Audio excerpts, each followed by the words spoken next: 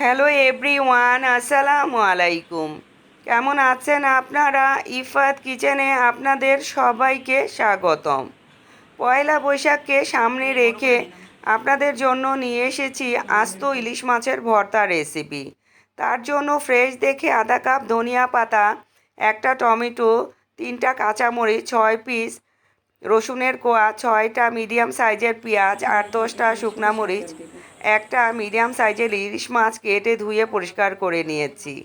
চুলায় একটা প্যান বসিয়ে পরিমাণ মতো সরিষার তেল দিয়েছি। তেলটা গরম হয়ে আসলে আগে থেকে লবণ আর হলুদ মাখিয়ে রাখা ইলিশ মাছটা উল্টে পাল্টে খুব সুন্দর করে ভেজে নেব। তারপরে প্যানের এক সাইডে রেখে দিয়ে সমস্ত উপকরণগুলো তেলের মধ্যে দিয়ে হাই হিটে খুব সুন্দর করে ভেজে নেব। যখন পুরোপুরিভাবে পানিটা শুকিয়ে যাবে, হালকা একটা কালার চলে আসবে, তখন ধনিয়া পাতাটা দিয়ে হালকা করে একটু ভেজে নেব। ভাজা হয়ে গেলে গ্যাসের চুলাটা অফ করে দেব।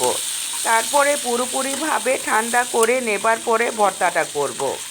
আজকে আমি শিলপাটায় এই ভর্তাটা করব। কেননা যে কোনো ভর্তা শিলপাটায় করলে ভর্তার টেস্টটা দ্বিগুণ হয়ে যায়। আমরা কষ্টের কথা ভেবে নিয়ে বা সময়ের অভাবে ব্লেন্ডারে ভর্তা করি, আসলে শিলপাটার মতো কিন্তু এতটা টেস্টি হয় না ভর্তা। এখানে আমি আধা চা চামচ লবণ দিয়ে মরিচ আর রসুনটা বেটে নেব। লবণ দিয়ে মরিচটা বেটে নিলে অনেক তাড়াতাড়ি মরিচটা বাটা বা মিহি হয়ে যায়। মরিচ আর রসুনটা বাটা হয়ে গেলে মাছটা আমি বেটে নেব। মাছটা থেকে মাঝখানের যে একটা কাটা থাকে সেটা বেছে বাদ দিয়ে দেব, আর পুরো মাছটা বেটে ভর্তা করে নেব। এই ভর্তাটা গরম ভাতের সাথে খেতে যে বন্ধুরা কতটা সুস্বাদু লাগে, না খেলে বুঝতে পারবেন না। এরকম একটা ভর্তা হলে ভাত খেতে আমি মনে করি আর কিছুই লাগে না। এখন মাছটা আমি খুব সুন্দর করে মিহি করে বেটে নেব। খেয়াল রাখতে হবে কোনো প্রকার যাতে ভর্তাটার মধ্যে আস্ত কাটা না থাকে।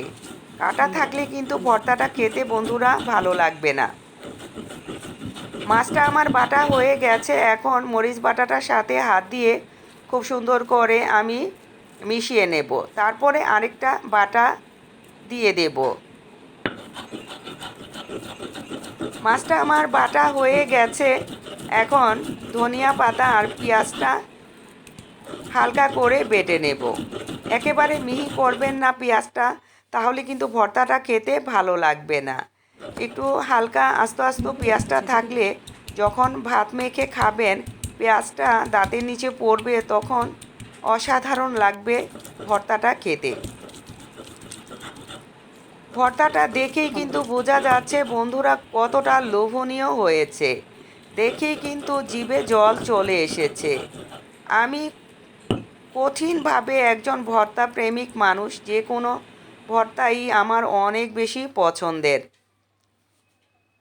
এখন হাত দিয়ে খুব সুন্দর করে পেঁয়াজটা মাছটার সাথে মিশিয়ে নেব।